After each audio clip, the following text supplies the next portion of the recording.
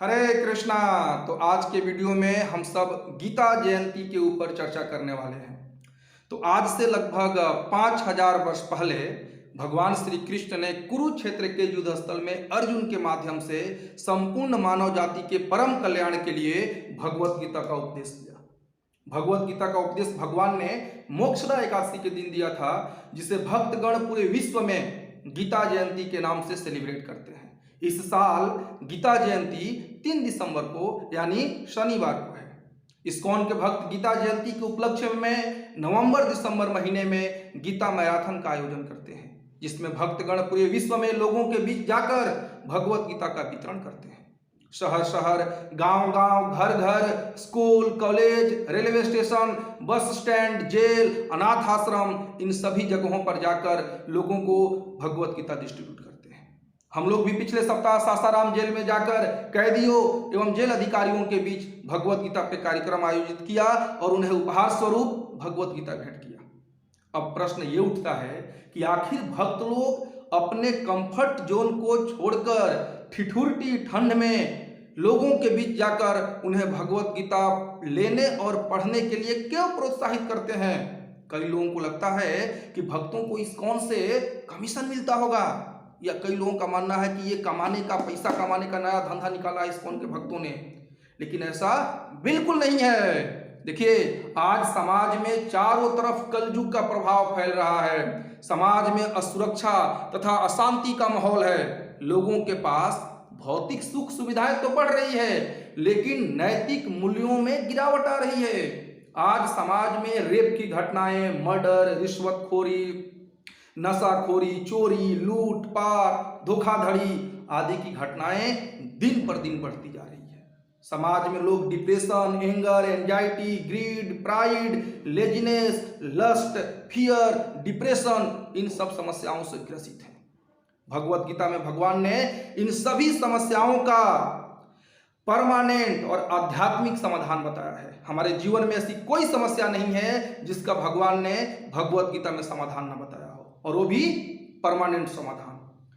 तो आप सब स्क्रीन पे देख सकते हैं कि हमारे जीवन की जो भी प्रमुख समस्याएं हैं, उनका भगवान ने भगवत गीता में सॉल्यूशन बताया है। कौन से अध्याय के कौन से श्लोक में किस समस्या का समाधान है, ये आप स्क्रीन पे देख सकते हैं। जैसे एग्जाम्पल के लिए मान लीजिए हम तनाव से ग्रसित हैं, डिप्रेशन से ग्रसित हैं, तो भगवान भगवत गीता के दूसरे अध्याय के 3 श्लोक में, दूसरे अध्याय के 14वें श्लोक में और 5वें अध्याय के 21वें श्लोक में इस तनाव से मुक्त होने का समाधान भगवान ने बताया है। तो आने वाले वीडियोज में हम सब एक एक समस्या को लेंगे और भगवत गीता से उसके समाधान के बारे में चर्चा करेंगे। अर्जुन भी युद्ध से जस्ट पहले अपने पितामह, गुरुजन, चचेरे भाइयों को युद्ध भूमि में देखकर वे मोहग्रस्त हो गए। अज्ञानता ने उन्हें जकड़ लिया और तनाव से ग्रसित अर्जुन हतोत्साहित होकर अपने कर्तव्य पथ से विमुख हो गए। पहले अर्जुन अपनी समस्याओं का खुद से समाधान निकालने का प्रयास किए, लेकिन वे सफल नहीं हुए। तो उन्होंने भगवान श्री कृष्ण को अपना गुरु मानते हुए उनकी शरण ग्रहण की। अर्जुन भगवत गीता के दूसरे अध्याय के इस 7वें श्लोक में कहते हैं, कार्पण्य दोषोपहत स्वभाव पृच्छामि त्वां धर्म समूढ़चेता यच्छ्रेयः स्यात् निश्चितं ब्रूहि तन्मे शिष्यस्ते अहं साधिमां त्वां प्रपन्नम्। अर्जुन कहते हैं कि अब मैं अपनी कृपण दुर्बलता के कारण अपना कर्तव्य भूल गया हूं और सारा धैर्य खो चुका हूं। ऐसी अवस्था में मैं आपसे पूछ रहा हूं कि जो मेरे लिए श्रेयस्कर हो उसे निश्चित रूप से बताएं। अब मैं आपका शिष्य हूं और आपका शरणागत हूं, कृपया मुझे उपदेश दें। तो इस प्रकार अर्जुन भगवान के शरणागत होकर उनको अपना गुरु स्वीकार करके भगवान से भगवत गीता का उपदेश सुने। और पूरी भगवत गीता सुनने के बाद अर्जुन 18वें अध्याय के 73वें श्लोक में कहते हैं, नष्ट मोहो स्मृति लब्धवा। हे भगवान, मेरा मोह नष्ट हो गया है, मुझे मेरी स्मरण शक्ति वापस मिल गई है। तो भगवत गीता सुनने से पहले अर्जुन अपने कर्तव्य से विमुख हो रहे थे, लेकिन भगवत गीता सुनने के बाद उनका सारा अज्ञान, सारा मोह, सारा तनाव, सारी चिंताएं दूर हो गई और वो अपने कर्तव्य को समझ सके और अपने स्मरण शक्ति को वापस पा सके। तो भगवत गीता का ये कमाल है, जीवन की सारी समस्याओं का समाधान है इसमें। और जब हम भगवत गीता पढ़ेंगे या समाज के सारे लोग भगवान के शरणागत होकर के भगवत गीता के उपदेश को अपने जीवन में अप्लाई करेंगे तो जीवन की सारी समस्याओं से पूर्णतः मुक्त हो जाएंगे और इस प्रकार समाज में आध्यात्मिक और शांतिपूर्ण माहौल का निर्माण हो सकेगा। भगवान भगवत गीता के 15वें अध्याय के 7वें श्लोक में कहते हैं, ममय वांस जीव लोके जीव भूत सनातना। इस संसार में जितने भी जीव हैं वो सब मेरे अंश हैं, यानी हम सब एक ही पिता की संतानें हैं। इसलिए भक्तगण पूरे जी जान लगाकर प्रयास कर रहे हैं कि भगवत गीता के उपदेश को समाज के सभी लोगों के पास पहुंचाया जाए, क्योंकि भक्तगण किसी को भी अपना पराया नहीं मानते, किसी को भी पराया नहीं मानते भक्तगण।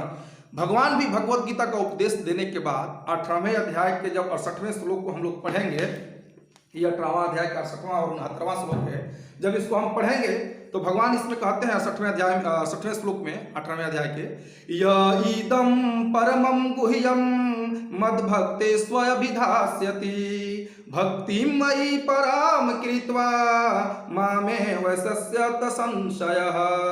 कह रहे हैं भगवान की जो व्यक्ति भक्तों को यह परम रहस्य बताता है वह शुद्ध भक्ति को प्राप्त करेगा और अंत में मेरे पास वापस आएगा। तो भगवान कहते हैं कि अगर भगवत गीता का उपदेश हम दूसरों को देते हैं तो हमें क्या फायदा होगा, हमें भगवान का शुद्ध भक्ति प्राप्त होगी, भगवान की शुद्ध भक्ति की प्राप्ति होगी हमें, और हम भगवत धाम वापस जा सकते हैं। तो ये, और देखिए इसके बाद वाले श्लोक में 69वें श्लोक में भगवान कहते हैं कि इस संसार में उसकी अपेक्षा कोई अन्य सेवक न तो मुझे अधिक प्रिय है और न कभी होगा। तो भगवान का भी ये उपदेश है कि भगवत गीता के संदेशों को जन जन तक पहुंचाया जाए। आज इस्कॉन के सारे भक्त भगवान के आदेशानुसार समाज के उत्थान के लिए अपने कंफर्ट जोन को त्याग करके भगवत गीता को जन जन तक पहुंचाने में लगे हुए हैं। तो हम सब का भी कर्तव्य बनता है कि इस नेक कर्म में हम इस्कॉन की सहायता करें। अब प्रश्न ये उठता है कि हम इस दिव्य ज्ञान रूपी यज्ञ में सहयोग कैसे करें। तो देखिए, भगवत गीता को छापने में धन खर्च होता है। सबसे पहले हमें खुद के लिए, अपने घर वालों के लिए भगवत गीता लेनी चाहिए। जैसे सबके पास अपना अपना खुद का मोबाइल फोन है, उसी प्रकार सबके पास अपनी खुद की भगवत गीता होनी चाहिए। उसके बाद हमें यथाशक्ति भगवत गीता का दान करना चाहिए, क्योंकि दिव्य ज्ञान का दान सर्वोत्तम दान है, जिससे ज्यादा से ज्यादा भगवत गीता को छापा और बांटा जा सके समाज के लोगों के बीच। तो आप सबके द्वारा दान की गई भगवत गीता को हम सब जेल में कैदियों के बीच में, स्कूल में बच्चों के बीच में, गरीबों, अनाथ आश्रमों या फिर उन लोगों को फ्री में देते हैं जिनके पास पैसे नहीं होते भगवत गीता लेने के लिए। तो अंत में आप सबसे मेरा विनम्र निवेदन है कि आप सब आगे आइए और इस नेक कार्य में सहयोग कीजिए। भगवत गीता की शपथ लेकर के आपको विश्वास दिलाना चाहता हूं कि आपके द्वारा दी गई धनराशि पूर्णतः भगवान की ही सेवा में लगेगी, इसका पूरा भरोसा दिलाता हूं। भगवत गीता अपने लिए मंगाने के लिए या अपने रिश्तेदारों के लिए, परिवार वालों को मंगाने के लिए या गीता का दान करने के लिए आप मुझे नीचे दिए गए नंबर पर कॉल कर सकते हैं या फिर नीचे दिए गए मेल आईडी पर मेल भी कर सकते हैं। मेल आईडी और मोबाइल नंबर आपको डिस्क्रिप्शन में भी मिल जाएगा। तो वीडियो को लाइक करें, शेयर करें, ज़्यादा से ज़्यादा लोगों के पास पहुंचाएं और इस चैनल को सब्सक्राइब करें। अगले वीडियोज में हम चर्चा करेंगे कि भगवत गीता में भगवान ने जो हमारी समस्याओं का समाधान दिया है, उस समस्या को, एक एक समस्या को लेकर के और उसके समाधान के बारे में चर्चा करेंगे। भगवत गीता की कंक्लूजन के बारे में चर्चा करेंगे। धन्यवाद। हरे कृष्णा।